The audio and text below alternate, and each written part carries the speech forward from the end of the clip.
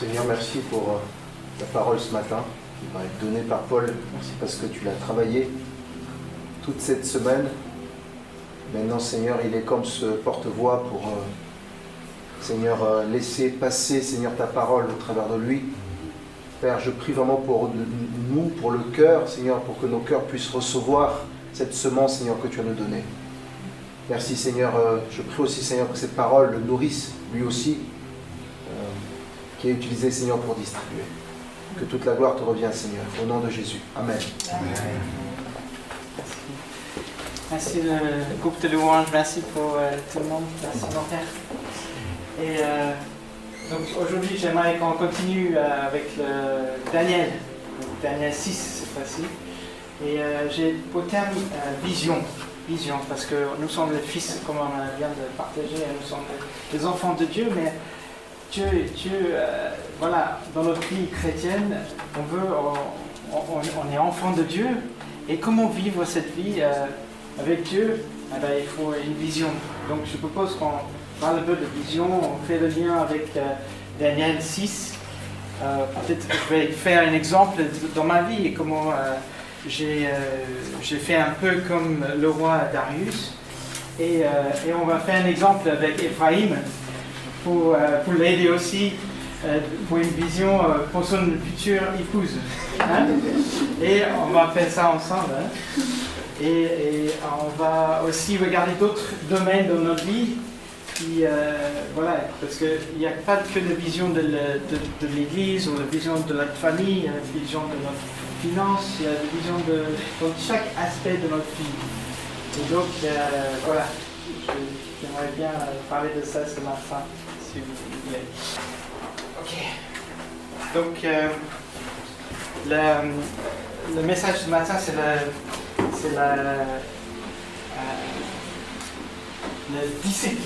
discipline de la vision. La discipline de la vision. Est-ce qu'il y a un verset qui quand on dit vision, est-ce qu'il y a un verset qui vient à l'esprit tout de suite? Vision. Jérusalem. Imagine au paradis, on se voit. Une vision de paradis. Ok. Ou est-ce que dans les proverbes, est-ce qu'il y a un verset qui vient à l'esprit? Sans vision, le peuple se Sans vision, le peuple meurt. Donc ça, c'est dans Proverbe 29. Souvent, on dit ça. Dans d'autres versions, dans le mien, c'est quand il n'y a pas de révélation, quand il n'y a pas de vision, le peuple ne connaît aucun retien. Il ne connaît aucun... sans frein. Les peuples sont sans frein. Les peuples meurent. Le peuple meurt. Donc, on voit que c'est très important comme... voilà, d'avoir une vision, et Dieu nous donne une vision,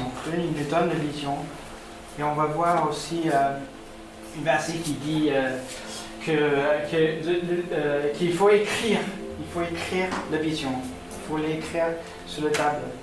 Alors, un petit rappel de ce qu'on avait parlé en Daniel 5, on a regardé le dernier roi de Babylone, et comment il était mal conseillé. Et du coup, il y avait la main de Dieu qui a même écrit sur le mur pour dire que voilà, il était pesé, il était compté et il sera voilà, dispersé. Son règne est fini. Et cette nuit-là, il a perdu son règne. Donc on a vu qu'il était mal conseillé, Et donc on a dit, on a besoin d'avoir les coachs, on a besoin des menteurs, on a besoin voilà, être entouré des gens qui nous aident, pour nous bien conseiller. Mais comment on peut dire, ok, je sais maintenant, j'ai besoin d'un coach, mais quel coach il faut prendre du coup? Et peut-être aujourd'hui ça va répondre à ça, parce que quand on a une vision, où on veut que Dieu conçoit, ben ça va, quand il y a des coachs, ça va nous aider à trouver le bon coach pour nous amener là où Dieu veut qu'on soit. Donc, peut-être tourner à Daniel 6. Daniel 6. Darius trouva bon d'établir sur le royaume 120 satrapes, qui devaient être dans tout le royaume. Il mit leur tête 3 chefs au nombre desquels était Daniel, afin que ces satrapes leur rendissent compte, et que le roi ne souffrit aucun dommage. Daniel surpassait les chefs et les satrapes parce qu'il y avait en lui un esprit supérieur et le roi pensait à l'établir sur tout le royaume. Alors, les chefs et les satrapes cherchèrent une occasion d'accuser Daniel en ce qui concernait les affaires du royaume. Mais ils ne peuvent trouver aucune occasion ni aucune chose à reprendre parce qu'il était fidèle et qu'on n'apercevait chez lui ni faute ni rien de mauvais. Verset 5. Et ces hommes dirent, nous ne trouvons aucune occasion contre ce Daniel, à moins que nous n'en trouvions une dans la loi de son Dieu. Puis ces chefs et ces satrapes se rendirent tumultueusement auprès du roi et lui parlèrent ainsi, roi Darius, vis éternellement. Tous les chefs du royaume, les intendants, les satrapes, les conseillers et les gouverneurs sont d'avis qu'il soit publié un édit royal, avec une défense sévère, portant que quiconque dans l'espace de 30 jours adressera ses prières à quelque dieu ou à quelques hommes, excepté à toi, ô roi, sera jeté dans la fosse au lion. Maintenant, ô roi, confirme la défense et écris le décret afin qu'il soit irrévocable, selon la loi des Mèdes et des Perses, qui est immuable. Là-dessus, le roi Darius écrivit le décret et la défense. Verset 10. Lorsque Daniel sut que le décret était écrit, il se retira dans sa maison, où les fenêtres de la chambre supérieure étaient ouvertes dans la direction de Jérusalem, et 3 fois le jour, il se mettait à genoux, il priait et il louait son Dieu, comme il le faisait auparavant. Alors, ces hommes entrèrent tumultueusement, et ils trouvèrent Daniel qui priait, invoquait son Dieu. Puis, ils se présentèrent devant le roi, et lui dirent au sujet de la défense royale. N'as-tu pas écrit une défense portant que quiconque, dans l'espace de 30 jours, adressait des prières à quelque dieu ou à quelque homme, excepté à toi, ô roi, serait jeté dans la fosse au lion? Le roi répondit, la chose est certaine, selon la loi des Mèdes et des Perses, qui est immuable. Ils prirent de nouveau la parole et ils dirent au roi, Daniel, l'un des captifs de Juda, n'a tenu aucun compte de toi, ô roi, ni de la défense que tu as écrite. Et il fait sa prière 3 fois le jour. Le roi fut très affligé quand il entendit cela. Il prit à cœur de délivrer Daniel, et jusqu'au coucher du soleil, il s'efforça de le sauver. Verset 15. Mais ces hommes insistèrent auprès du roi et lui dirent, sache au roi que la loi des Mèdes et des Perses exige que toute défense ou tout décret confirmé par le roi soit irrévocable. Alors, le roi donna l'ordre qu'on amena Daniel et qu'on le jeta dans la fosse au lion. Le roi prit la parole et dit à Daniel, puisse ton Dieu, que tu sers avec persévérance de délivrer. On apporta une pierre et on la mit sur l'ouverture de la fosse. Le roi la scella de son anneau et de l'anneau de ses grands, afin que rien ne fût changé à l'égard de Daniel. Le roi se rendit ensuite dans son palais.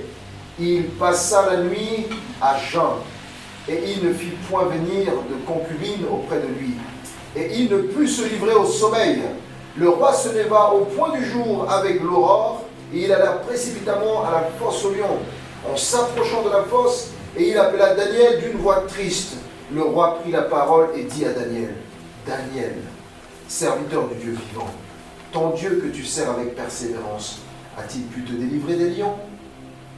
Et Daniel dit, roi, vis éternellement, mon Dieu a envoyé son ange et fermé la gueule des lions, qui ne m'ont fait aucun mal, parce que j'ai été trouvé innocent devant lui, et devant toi non plus. Ô roi, je n'ai rien fait de mauvais. Alors le roi fut très joyeux, et il ordonna qu'on fît sortir Daniel de la fosse. Daniel fut retiré de la fosse, et on ne trouva sur lui aucune blessure, parce qu'il avait eu confiance en son Dieu. Le roi ordonna que ces hommes qui avaient accusé Daniel fussent amenés et jetés dans la fosse aux lions, eux, leurs enfants et leurs femmes. Et avant qu'ils fussent parvenus au fond de la fosse, les lions les saisirent et brisèrent tous leurs os. Après cela, le roi Darius écrivit à tous les peuples, à toutes les nations, aux hommes de toute langue qui habitaient sur toute la terre. Que la paix vous soit donnée avec abondance.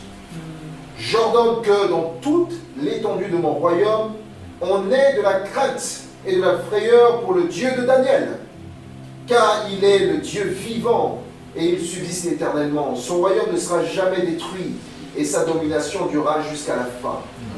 C'est lui qui délivre et qui sauve, qui opère des signes et des prodiges dans les cieux et sur la terre. C'est lui qui a délivré Daniel de la puissance des lions. Daniel prospéra sous le règne de Darius et sous le règne de Cyrus le Perse. Amen. Amen. Merci Marie. Merci Seigneur pour cette histoire, Seigneur, qu'on connaît si bien. Seigneur, qu'on puisse creuser dans ta parole ce matin et que ça va nous toucher, Seigneur, qu'on puisse le mettre en pratique en semaine. Seigneur, merci Seigneur pour cet exemple, Seigneur. Merci Seigneur. Merci Seigneur. Alors aujourd'hui, je voulais surtout regarder le début. Donc on revient au début, verset 1 de Daniel 6. Donc on voit c'est le roi Darius qui a donc le premier, donc on sait son âge, 62 ans, et Daniel il avait autour de 80 ans à l'époque. Donc Darius il a trouvé bon d'établir le royaume 120 administrateurs. À mon avis, je ne pense pas qu'il a dit bon, 120 ça me semble bien. Je pense qu'il a fait une liste de tous les ministres qu'il avait besoin. Et après il a fait le compte pour dire ok il nous faut 120. Et je pense qu'il a planifié. Est-ce que celui-là il ne peut pas faire les deux ou est-ce que j'ai vraiment besoin de cette ministre-là? Bon, à mon avis il a pas mal planifié tout ça. Et Dieu, on a vu même pour les autres rois comment Dieu les a aidés avec la sagesse d'établir les choses. Donc, établir, c'est un plan, c'est une vision qu'il a mis en place. Okay? Donc ça, c'était la première chose. C'était une bonne chose qu'il avait fait Darius. Après, en verset 4, le roi, il savait, le roi pensait à lui confier la responsabilité de tous les royaumes à Daniel. Et donc non seulement il avait un plan pour aujourd'hui, pour mettre en place, mais il avait mis les jalons déjà pour son vision. Il savait que Daniel sera le premier ministre, son premier ministre, et lui sera le roi. Hein. Je pense que c'est un peu dans le style anglaise, où il y a le roi et puis il y a le premier ministre qui gère le pays. Et c'est ça qu'il voulait faire Darius. Et ça, c'était une bonne chose aussi, qu'il avait déjà mis les jalons pour le futur, vers son vision de régner en tant que le nouveau peuple de Médée et Perse. Mais par contre, au verset 5, les responsables des administrateurs cherchaient alors une occasion d'accuser Daniel. L'erreur qu'il avait faite, c'était de partager la vision de son prochaine étape. La prochaine étape, il voulait nommer Daniel en tant que responsable. Et donc, forcément, si les autres ils savaient, c'est qu'il commençait à en parler de ce qu'il a reçu. Il a commencé à en parler autour de lui. Et ça, c'était pas une bonne chose. C'était pas la sagesse. C'était pas la sagesse de partager. Donc, il y a certaines étapes dans notre vision que Dieu nous donne qu'il faut garder pour toi. Il faut garder pour toi parce que d'autres, ils vont essayer de faire tomber. Et même, il a fait encore une autre erreur en verset 7. Et c'est là où peut-être il aurait dû savoir qu'il était piégé. Parce qu'ils ont dit, ah, roi Darius, puisque tu vis pour toujours, tu tu es le meilleur roi qu'on n'a jamais eu. Et c'est la flatterie, c'est la flatterie. Et vous connaissez le verset Proverbe 29, verset 5. Celui qui fait la flatterie, il tend un filet sous nos pas. Et c'est exactement ce qui s'est passé. Et donc, ça c'est l'importance de connaître la parole de Dieu pour ne pas tomber. Faut pas tomber.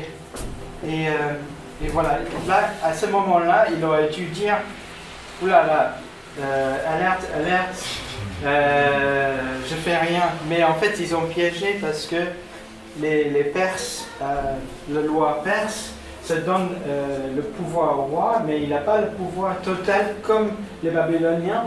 Les Babyloniens, le roi, il pouvait changer d'avis le jour au lendemain, et c'était loi. Mais un roi perse, une fois qu'il a établi une loi, il ne peut pas le annuler. Et ça, il savait. Donc oui, je voulais qu'on concentre là-dessus. C'est vrai qu'on a aussi on voit la discipline de Daniel dans les versets 12, où Daniel, il était 3 fois par jour, il se mettait à genoux pour la reconnaissance à son Dieu. Et il avait cette discipline aussi. Mais peut-être une autre fois on peut parler de ça. Je voulais qu'on concentre sur Darius et ce qu'il a fait.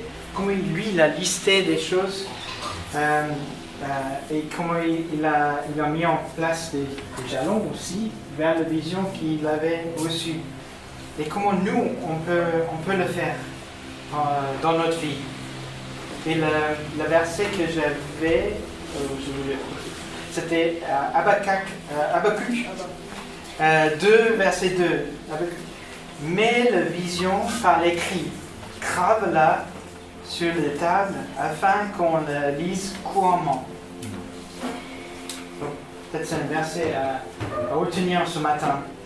Mets la vision par écrit, grave-la sur les tables afin qu'on la lise couramment. Donc je vous encourage de faire un peu comme Darius a fait, écrit un plan, une vision que Dieu te donne pour ta vie. Et je me rappelle que mon père il m'a aidé à faire ça. Quand j'étais ado, on a fait une liste, un peu comme Darius a fait, et on a fait de cette liste de choses que voilà, j'aimerais. Donc je voyais que Dieu m'a déjà donné les paroles pour dire que voilà, j'étais bon dans la technique. Donc je savais déjà jeune où je voulais faire l'université par exemple, quelle matière j'allais faire en électronique et industrielle et tout ce qui est automate, ça c'était vraiment ce que je voulais faire. Et aussi je savais qu'il y avait quelque chose en moi qui disait qu'il y a la France, mais j'étais complètement, je ne savais pas exactement comment. Donc des fois Dieu il nous donne une vision, mais il ne donne pas le plan. Et peut-être des fois il le fait pour pas nous faire peur, parce que des fois il faut qu'on passe par les moments difficiles pour arriver à un certain endroit dans notre vie. C'est comme voilà, une matière qui est forgée et plus costaud. Donc, mais le fait d'être forgé, c'est dur, il faut craser la matière. Et des fois, Dieu, il fait ça avec nous. Donc, il nous fait passer par les moments difficiles pour arriver au but qu'il nous a donné précédemment. Et voilà, donc Dieu, il ne donne pas le plan, c'est à nous de choisir, c'est ça, il nous donne le choix. Après j'avais aussi une vision que je voulais avoir 5 ans d'expérience. Et après, je voulais travailler pour l'église en temps plein. Et après, j'ai écrit que je voulais me marier à 27 ans et que je voulais avoir mon premier enfant à 30 ans. Et j'avais quelques jalons aussi de combien que je voulais donner aussi, être généreux. Et un peu un plan d'investissement aussi, j'avais ça aussi. Et Et vous rigolez, mais c'est exactement ça. J'avais 27 ans à notre mariage.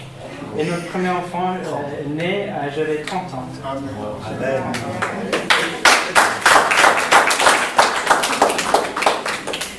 À l'époque, je pensais max 2 enfants, mais on a eu le bonheur.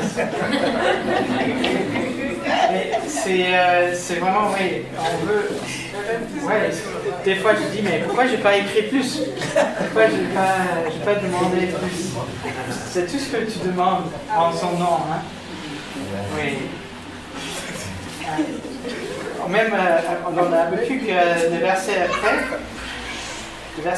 dans Habakkuk, Habakkuk 2, regardez la main là.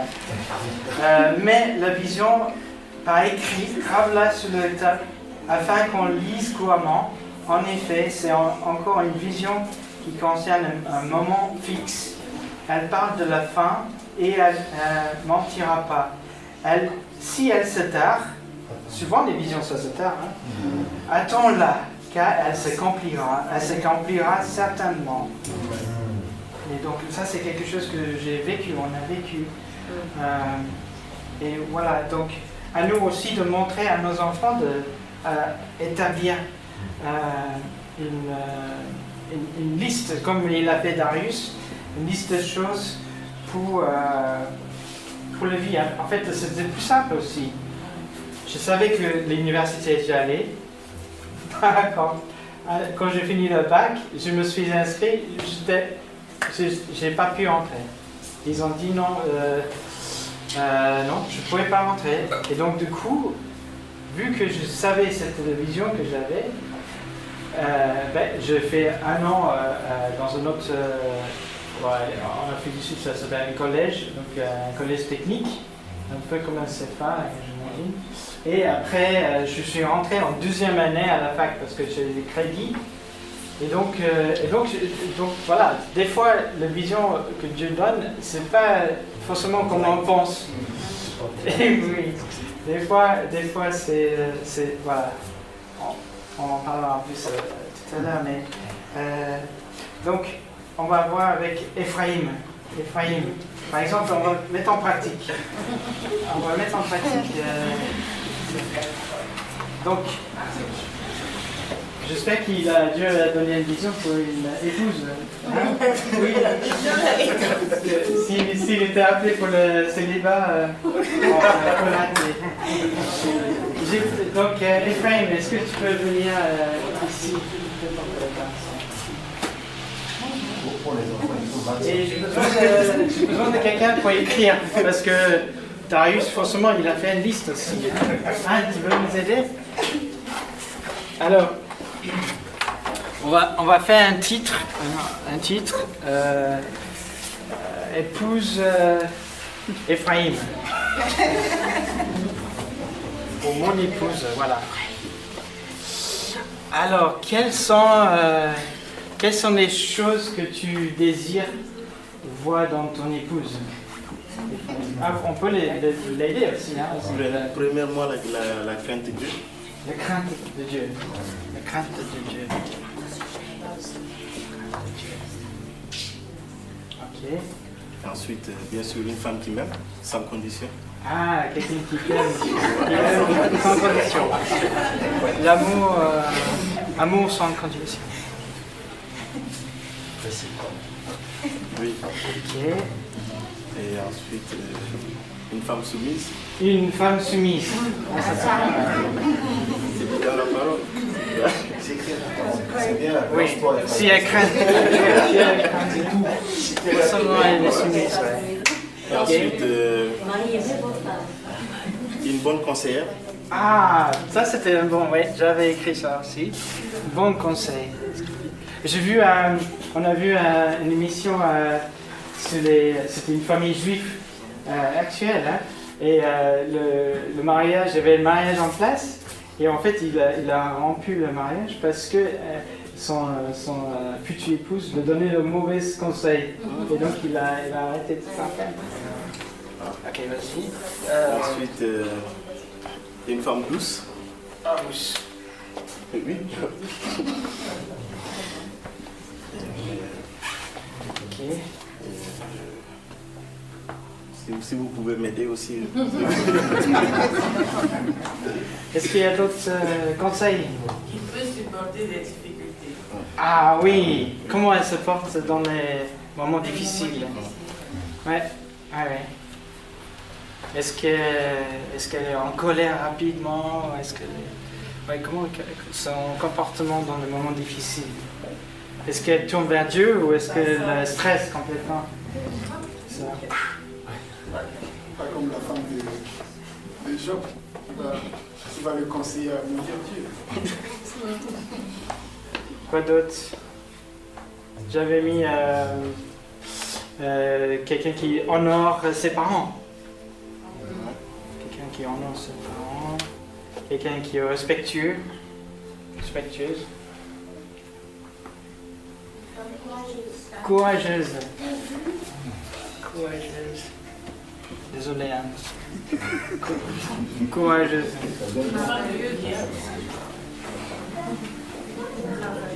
Un peu comme Manu. Une femme de prière.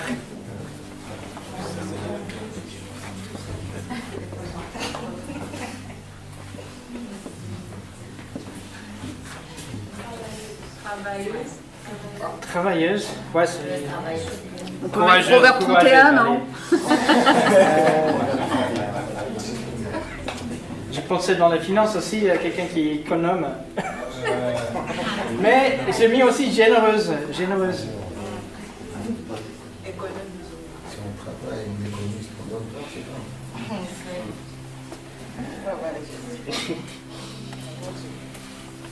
Quoi d'autre? Tout ça, c'est bon.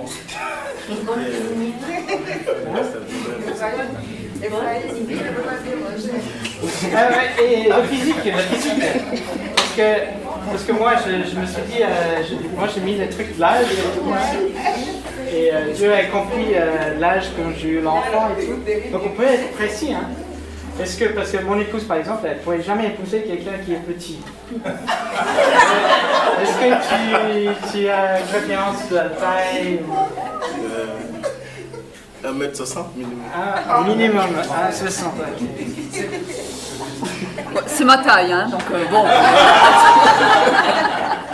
Attention à ce que vous dites.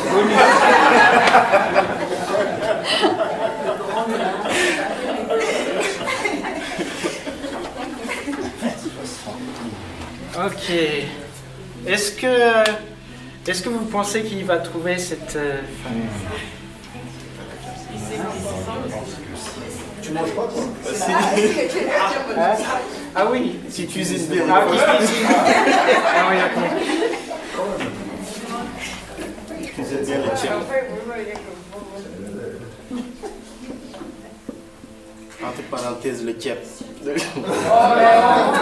Parenthèse quoi? Le kep, c'est un plat sénégalais. Ah, c'est un plat sénégalais. Ah oui, sénégalais. Cuisine sénégalaise. Ah ouais, ça sénégalais.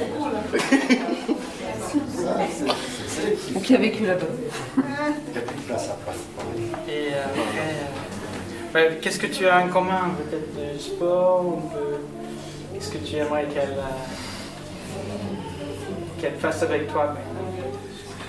L'entrepreneuriat. Qu'elle soit bonne dans notre... Voilà, dans les affaires. Voilà. Dans l'argent. Gestion d'argent. Ok. Est-ce que vous pensez qu'il va trouver une femme comme ça? Tu veux qu'elle ait quel âge? Parce que si tu veux qu'elle ait que 20 ans, Ah oui, Oh, mon âge. Ouais. faut un petit peu de maturité quand même. ok, une vingtaine. Vingtaine? Non, plus vingtaine. Bon, qui aura mon âge? Moi, je vais. 15-21 ans. 1 4. Non, mais pas quand on va se marier. Qui aura mon âge? Oui, aujourd'hui elle a 24 ans. Ah oui. Ouais, on ne sait pas où elle est, mais Oui. elle vit, c'est sûr. Oui, elle vit. Ok. Qu'elle soit née, quoi. Après, c'est bon. regarde plus fort. Ok, qu'est-ce qu'on peut conseiller à Ephraïm? Attendre la vision. Devant la vision. Prier. On peut dire aussi à Ephraim de travailler son caractère pour que lui ressemble aussi à ce qui est écrit. C'est ce que je dis. Oui, justement, c'est ça qu'on va faire. On va effacer épouse d'Ephraïm. Non, mais je vais prendre d'abord la photo. Hein? Ah ouais.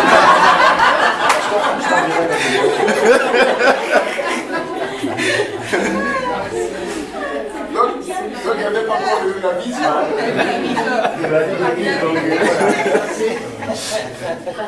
Bon, il n'a pas mis sur le tablette, il l'a mis sur le téléphone. Là, tu viens de faire une vision.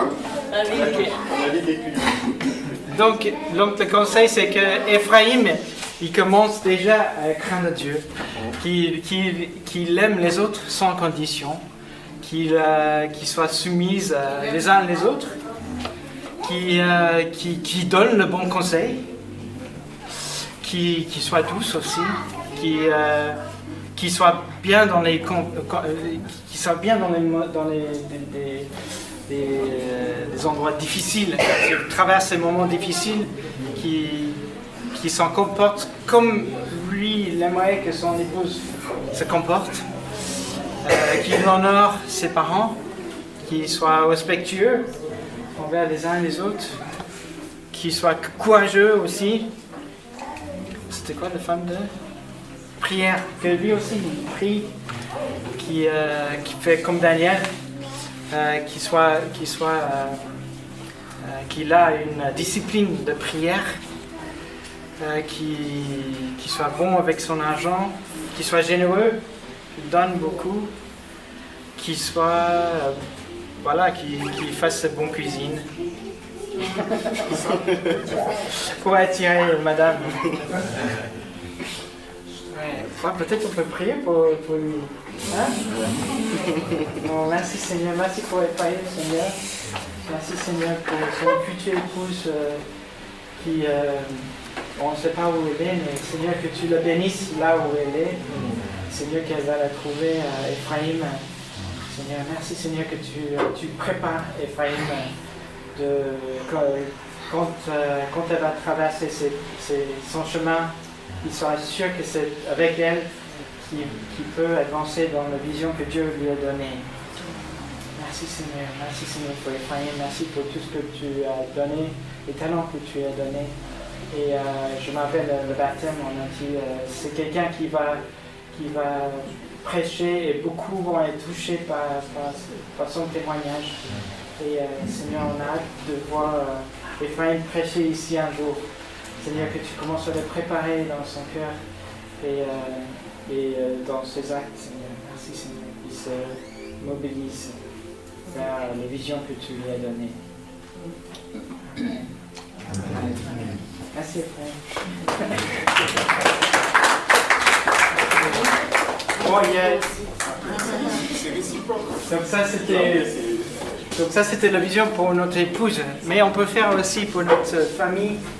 On peut faire pour notre travail. Pour notre travail, par exemple, moi, je savais, quand j'arrivais en France, j'ai trouvé une entreprise, je travaillais, mais je savais que Dieu va m'utiliser. J'avais reçu les paroles prophétiques, les paroles à l'église, où quelqu'un a dit, je te vois à l'international. Et donc là, je me trouvais à Saint-Denis-Cabane, dans une usine bouillante, et il y avait c'était très local, quoi, et aucun contact à l'international. Donc dans mon cœur, je savais que c'était pas ma place là où j'étais, mais je donnais mon tout, en sachant que la vision, c'était juste un pas. Donc ça, je vais pas juste rester dans cette entreprise jusqu'à le patron me dit ok, est-ce que tu veux monter? Non, mais j'ai déjà ma vision en place. Je sais que le poste où je suis maintenant, c'est pas là où je suis, et je vois dans la société, c'est pas dans cette société, parce que la vision que Dieu m'a donnée, c'était c'était ailleurs. Et donc je priais, je disais Seigneur, merci pour ce moment, je donne tout pour cette entreprise, que tu bénisses, que voilà, tu me donnes aussi la sagesse de travailler, mais en sachant que je vais à un moment donné partir à un autre. Et même quand j'ai trouvé l'entreprise où je savais que c'était là où Dieu voulait que je sois, et j'étais dans, vraiment j'ai touché toutes les cases qui m'ont amené vers la vision que Dieu m'a donnée. Même là, je savais que voilà, les étapes que j'avais, les jalons, le cadre, d'être cadre associé, d'être voilà, et à quel moment je vais dire ok, on passe sur la prochaine étape. Et c'est comme ça avec la vision, on sait que Dieu, voilà, on garde Dieu en contrôle. C'est pas les gens autour de nous qui décident si on va rester à notre poste ou pas. C'est vraiment ok, je reste avec la vision que Dieu m'a donnée et voilà, parce qu'il y a beaucoup de choix dans la vie. Il y a des choix pour toutes choses. On peut être attiré dans tous les sens. Et là, sans vision, le peuple meurt, le peuple se perd. Parce qu'on est en train de faire plein de choses et on n'a pas de vision. Donc, avec la vision, ça nous aide à prendre les bons choix. Il y a aussi, donc ça c'était la vision pour le travail. On peut s'asseoir, on peut faire la liste des choses. Dieu, qu'est-ce que tu veux dans mon travail? Pour notre famille, dans les finances de ma famille. C'est quoi le plan? Est-ce que tu as écrit le plan de sortie de dette, par exemple? Parce qu'il y a un verset qui dit, c'est Proverbe 22, 7, le riche domine les pauvres et c'est l'emprunteur qui est esclave. Donc en tant qu'emprunteur, on est esclave, voilà, on est esclave. Donc, et c'est pas facile quand on n'a pas un plan. On va vers le banque. Le banque il va pas te conseiller de payer plus rapidement tes empruntes. Et quand on est allé, on va avec ce verset, on a notre plan, on dit non, je veux le payer plus rapidement, ça c'est notre plan, on paye plus rapidement. Et à la fin, le banquier dit celui qui paye ses dettes s'enrichit. C'est ce qu'on te disait.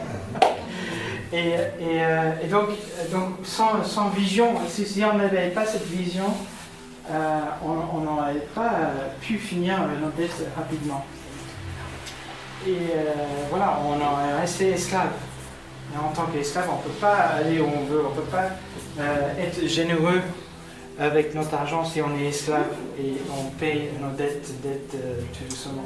Il faut avoir un plan de sortie de dette. Ok. Donc après on a aussi nos enfants, comment on va éduquer nos enfants dans notre famille, comment on veut est-ce que en tant que famille on veut être généreux et qu'est-ce qu'on va faire pour être généreux? Donc Habakkuk 2, verset 2, écris la vision, grave-la sur les tables afin que tu puisses le lire couramment. Et lire couramment. Après, il y a quoi donc Église, ton mariage aussi. Église, donc nous en tant que famille, on a en tant que famille, on a une vision d'être, comme Rémi a dit, une famille ensemble en mission. Donc en tant que famille, on veut pas qu'il y ait une personne qui fasse tout. Voilà, on va travailler en équipe.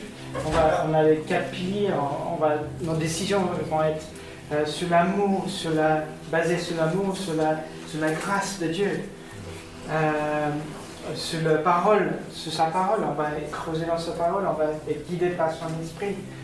Et c'est les 4 piliers qu'on va toujours aller vers ces 4 piliers dans chaque décision qu'on veut prendre. On dit aussi que la vie de l'Église c'est en semaine. Donc cette année, on va commencer à créer des groupes de vie. Et c'est comme ça qu'on a commencé dans les maisons et on veut garder ça. On veut garder cette communion entre nous, en famille, en semaine, dans les maisons.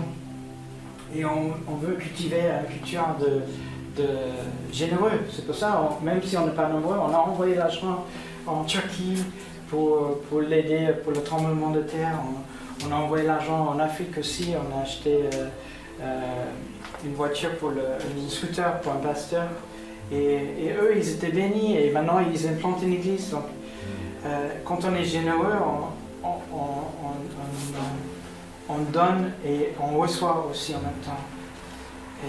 Et aussi, notre vision, c'est d'être un peu prophétique, mais aussi apostolique. Donc, on a des liens avec les autres églises, comme Steve et Ali qui sont avec nous. Ils sont dans notre famille d'église en Angleterre. Et ils sont là en visiteur. Et d'autres églises. Donc, on veut créer des liens. Voilà, c'est notre vision. On ne veut pas être isolé. On veut être ouvert. On veut être généreux avec les autres églises. On a encore des visiteurs qui vont venir de Lyon cette année. Voilà, on veut voir cette vraie échange.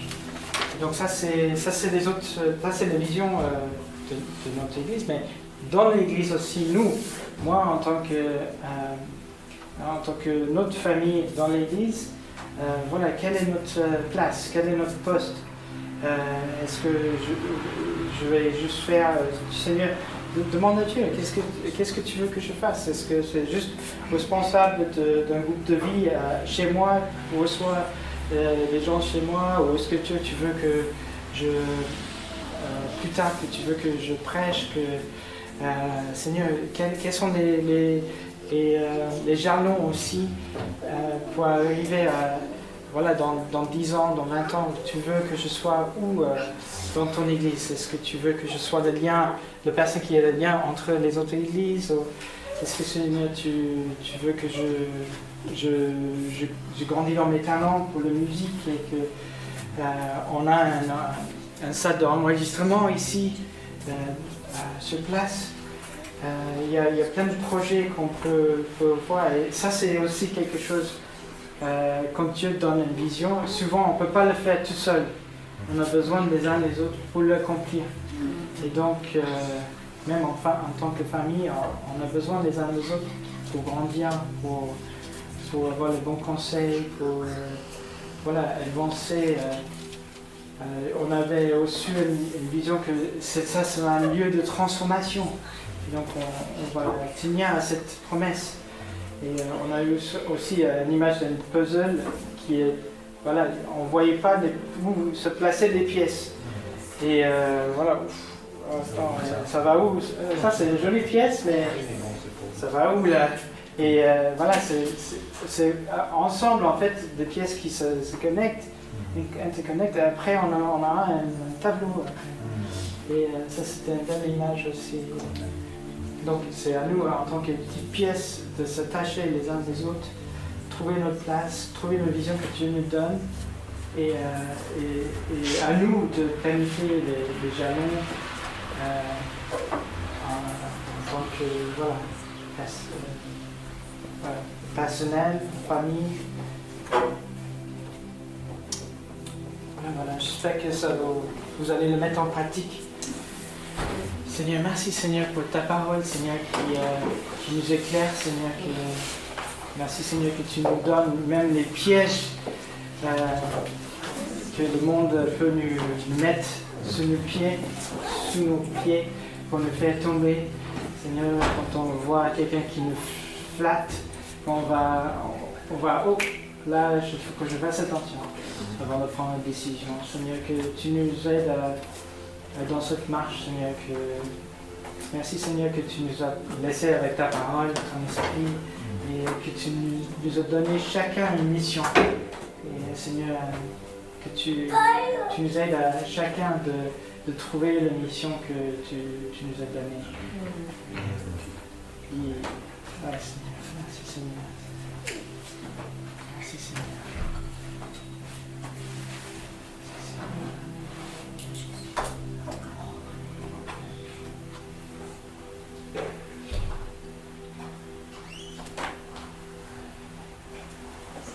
Merci Paul. On applaudit le Seigneur.